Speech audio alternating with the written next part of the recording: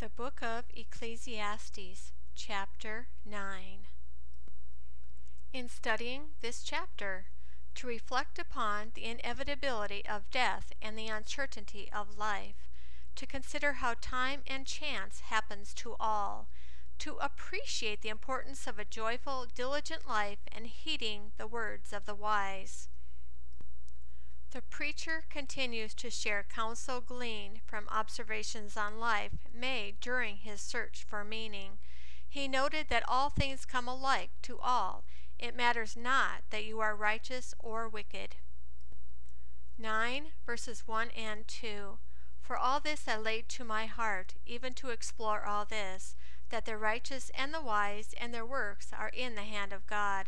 Whether it is love or hatred, man doesn't know it. All is before them. All things come alike to all. There is one event to the righteous and to the wicked, to the good, to the clean, to the unclean, to him who sacrifices and to him who doesn't sacrifice. As is the good, so is the sinner. He who takes an oath, as he who fears an oath.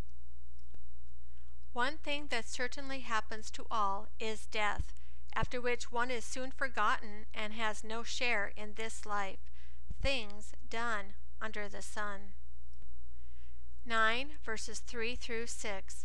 This is an evil in all that is done under the sun, that there is one event to all. Yes, also the heart of the sons of men is full of evil, and madness is in their heart while they live.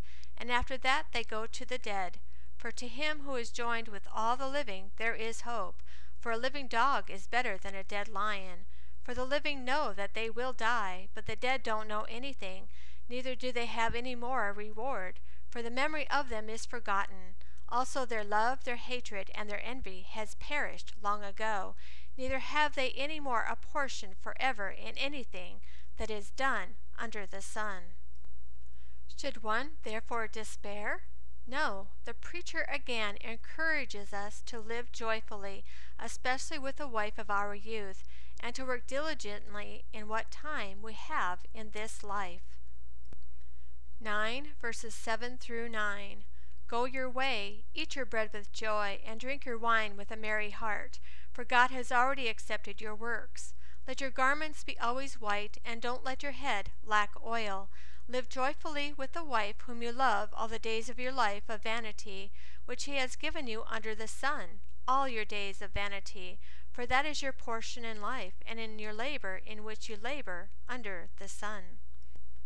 Once you die, you won't be able to continue your efforts in the grave. This is our portion in life, and God has already accepted our works. 9 verse 10. Whatever your hand finds to do, do it with your might, for there is no work, nor device, nor knowledge, nor wisdom in Sheol, where you are going. The preacher also observed that time and chance happens to all, that evil times come suddenly. 9 verses 11 through 13. I returned and saw under the sun that the race is not to the swift, nor the battle to the strong, neither yet bread to the wise, nor yet riches to men of understanding, nor yet favor to men of skill, but time and chance happen to them all, for man also doesn't know his time. As the fish that are taken in an evil net, and as the birds that are caught in the snare, even so are the sons of men snared in an evil time, when it falls suddenly on them. I have also seen wisdom under the sun in this way, and it seemed great to me.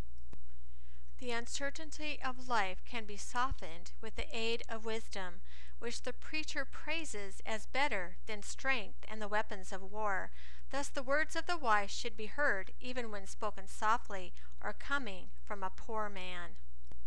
9 verses 14 through 18. There was a little city and a few men within it, and a great king came against it, besieged it, and built great bulwarks against it. Now a poor wise man was found in it, and he by his wisdom delivered the city. Yet no man remembered that same poor man. Then said I, Wisdom is better than strength. Nevertheless, the poor man's wisdom is despised, and his words are not heard. The words of the wise heard in quiet are better than the cry of him who rules among fools. Wisdom is better than weapons of war, but one sinner destroys much good. This concludes chapter 9 of the book of Ecclesiastes.